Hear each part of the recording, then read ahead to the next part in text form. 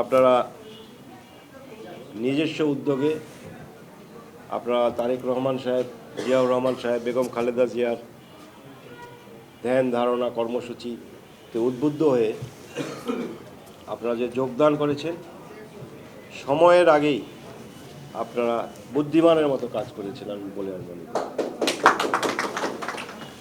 আমরা সারা দেশে দেখছি বিএনপির বিভিন্ন প্রার্থীদের অবস্থান। আমরা দেখছি তারেক রহমান সাহেবকে ঘিরে ঢাকা শহরে বাংলাদেশের সকল জ্ঞানী গুণী নামকরা ব্যক্তিত্বদের বিভিন্ন প্রোগ্রামে নিয়ে যাওয়া।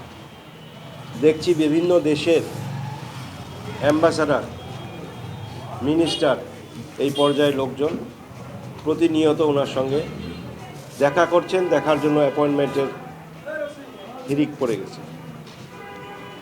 এগুলো সবই ইন্ডিকেশন যে আগামীতে 12ই ফেব্রুয়ারি যে নির্বাচন হতে যাচ্ছে, সেই নির্বাচনে ইনশাল্লাহ বিএনপি সরকার গঠন করবে। তো আপনারা যে এই ধারাটা বুঝতে পেরেছেন চেয়ারম্যান সাহেব এবং সদস্যবৃন্দের জন্য আপনাদেরকে আবার ধন্যবাদ।